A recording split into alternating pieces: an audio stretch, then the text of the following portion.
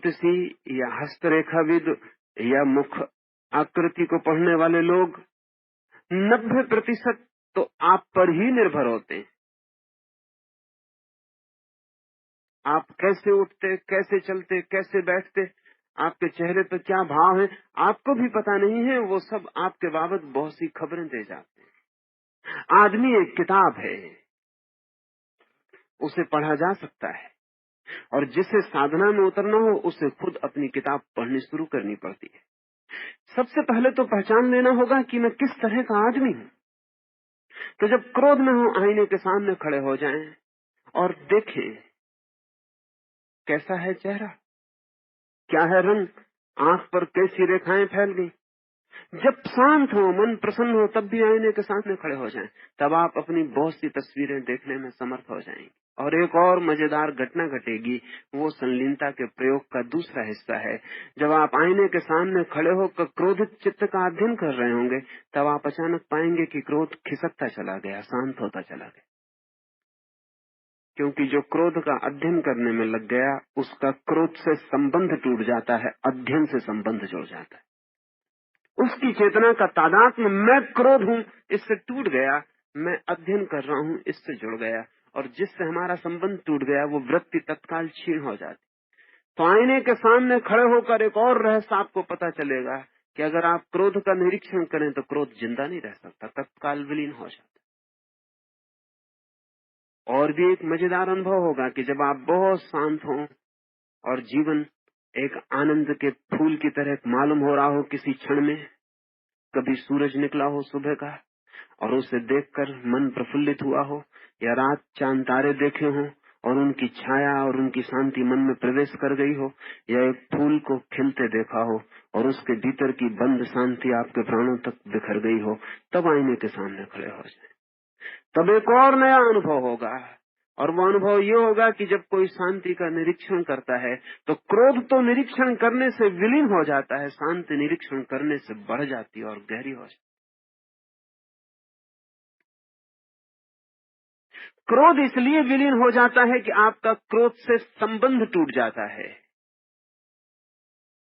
क्रोध से संबंधित होने के लिए बेचैन होना जरूरी है, परेशान होना जरूरी है, उद्विग्न होना जरूरी है, अध्ययन के लिए शांत होना जरूरी है, निरीक्षण के लिए मौन होना जरूरी है, तटस्थ होना जरूरी है, तो संबंध टूट जाता है। शांति के आप जितने ही निरीक्षक बनते हैं, उतने ही आपका और निरीक्षण के लिए जो शांति जरूरी है वो भी जुड़ जाती है, अध्ययन के लिए जो शांति जरूरी है वो भी जुड़ जाती है, तटस्थ होना जरूरी है वो भी जुड़ जाता है, शांति और गहरी हो जाती। सच तो यह है कि निरीक्षण करने से जो गहरा हो जाए वही वास्तविक जीवन है, और निरीक्षण करने से जो गिर जाए वो धोखा था। या ऐसा कहें कि निरीक्षण करने से जो बचा रहे वही पुण्य है, और निरीक्षण करने से जो तत्काल विलीन हो जाए वही पाप है।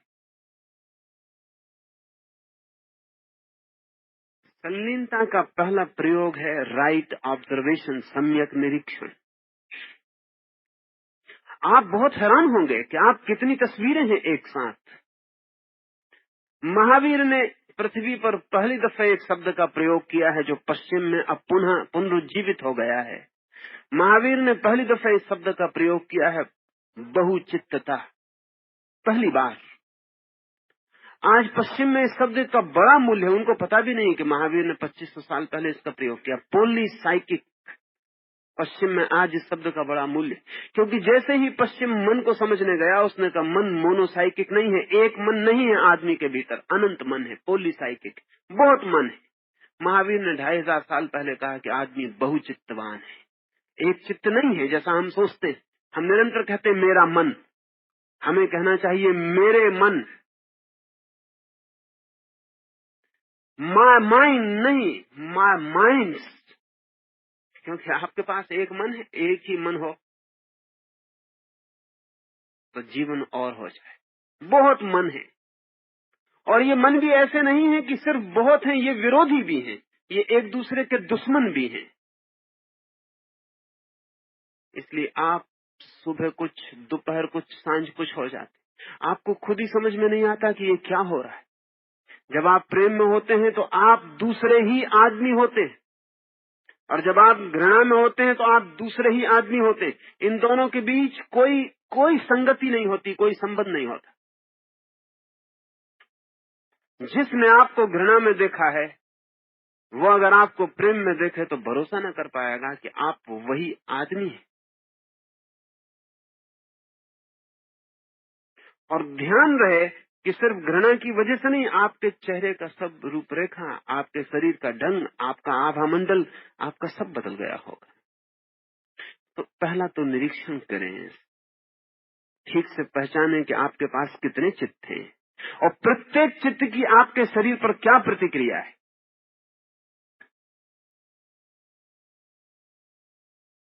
आपका शरीर प्रत्येक चित्त दशा के साथ कैसा बदलता है। जब आप शांत होते हैं तो शरीर को हिलाने का भी मन नहीं होता, श्वास भी जोर से नहीं चलती, खून की रफ्तार भी कम हो जाती, हृदय की धड़कनें भी शांत हो जाती। जब आप अशांत होते हैं तो अकारण शरीर में गति होती है। एक अशांत आदमी कुर्सी पे भी बैठा होगा तो पैर हिलाता रहे। कोई उससे पूछे कि क्या कर रहे हो, कुर्सी पे बैठ के चलने की कोशिश कर रहे हो, वो पैर हिला रहा है। आदमी थोड़ी देर बैठा रहे तो करवटें बदलता रहता है, बैठे बैठे। क्या हो रहा है उसके भीतर? उसके भीतर चित्त इतना बेचैन है कि वो बेचैनी वो शरीर से रिलीज कर रहा है। अगर वो रिलीज ना करे तो पागल हो जाए, वो रिलीज उसे करनी पड़ेगी। अगर वो शाम को घंटे भर जाके खेल के मैदान पर दौड़ लेता है, खेल लेता है, घंटे भर घूम आता है, फिर आता है तो ठीक, नहीं तो वो बैठे बैठे लेटे लेटे अपने शरीर को गति देगा और वहां से शक्ति को मुक्त करेगा। लेकिन ये शक्ति व्यर्थ व्यय हो रही है। संलीनता शक्ति संग्रह है, शक्ति संचयन है। और हम कोई संलीनता में नहीं जीते तो हम अपनी शक्ति को ऐसे ही लुटाए चले जाते हैं, ऐसे ही व्यर्थ ही, जिसका कोई परिणाम नहीं होने वाला, जिससे कुछ उपलब्ध होने वाला नहीं, जिससे कहीं पहुंचेंगे नहीं। कुर्सी पे बैठ के पैर हिलाते रहते हैं, कोई मंजिल उससे हल नहीं होती। उतनी शक्ति से कहीं पहुंचा जा सकता था, कुछ पाया जा सकता था। 24 घंटे हम शक्ति को अपने अंगों से बाहर फेंक रहे हैं। लेकिन इसका अध्ययन करना पड़े, पहले स्वयं को पहचानना पड़े, और बहुत हैरान होंगे। आपकी जिंदगी की किताब जब आपके सामने खुलनी शुरू होगी तो आप हैरान होंगे कि कोई रहस्यपूर्ण से रहस्यपूर्ण उपन्यास इतना रहस्यपूर्ण नहीं, और अनूठे से अनूठी कथा इतनी इतनी स्ट्रेंज, इतनी अजनबी नहीं जितने आप हैं। और ऐसा ही नहीं कि क्रोध और अक्रोध में आप अलग स्थिति पाएंगे। आप पाएंगे कि क्रोध के भी सेट्स हैं, क्रोध में भी बहुत रंग है। कभी आप एक ढंग से क्रोधित होते हैं, कभी दूसरे ढंग से क्रोधित होते हैं, कभी तीसरे ढंग से क्रोधित होते हैं। और तब तीनों ढंग के क्रोध में आपके शरीर की आकृति अलग अलग होती है। और तब परत परत जब आप अपने को देखेंगे तो चकित हो जाएंगे कि कितना आपके भीतर छिपा है।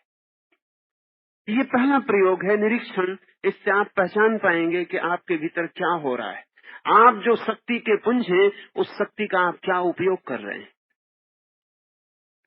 दूसरी बात, जैसे ही आप समर्थ हो जाएं कि आप क्रोध को देख पाएं, वैसे ही आप आईने के सामने अपने आप भी क्रोध शांत होगा। आप एक दूसरा प्रयोग जोड़ें, वो संलीनता का दूसरा प्रयोग है। जब चित्त क्रोध से भरा हो तब आप आईने के सामने खड़े हो जाएं। निरीक्षण करने के बाद ही ये किया जा सकता है, लंबे निरीक्षण के बाद ही ये हो सकेगा। आईने के सामने खड़े हो जाएं और अपने तरफ से शरीर के अंगों को वैसा करने की कोशिश करें जैसा शांति में होता है। आईने के सामने खड़े हो जाएं। आपको भली भांति याद है कि शांति में चेहरा कैसा होता है। अब क्रोध की स्थिति है, चेहरा क्रोध की धारा में बह रहा है। आप आईने के सामने खड़े होकर उस चेहरे को याद करें जो शांति में होता है और चेहरे को शांति की तरफ ले जाने लगे। बहुत शीघ्र, थोड़े ही दिनों में आप हैरान होंगे कि आप चेहरे को शांति की तरफ ले जाने में समर्थ हो गए। सारी अभिनय की कला, सारी एक्टिंग इस अभ्यास पर ही निर्भर करती है। जन्मजात किसी को ये प्रतिभा होती है तो वो अभिनय में कुशल मालूम पड़ता है, लेकिन ये प्रतिभा विकसित की जा सकती है, और ये इतनी विकसित की जा सकती है कि जिसका कोई हिसाब लगाना कठिन है। आईने के सामने खड़े होकर क्रोध भीतर है और आप चेहरे पर शांति की धारा बहा रहे हैं, थोड़े ही दिन में आप समर्थ हो जाएंगे, और तब आप एक और नया अनुभव कर पाएंगे, और वो ये होगा कि क्रोध मन में दौड़ता, शांति शरीर में दौड़ सकती है।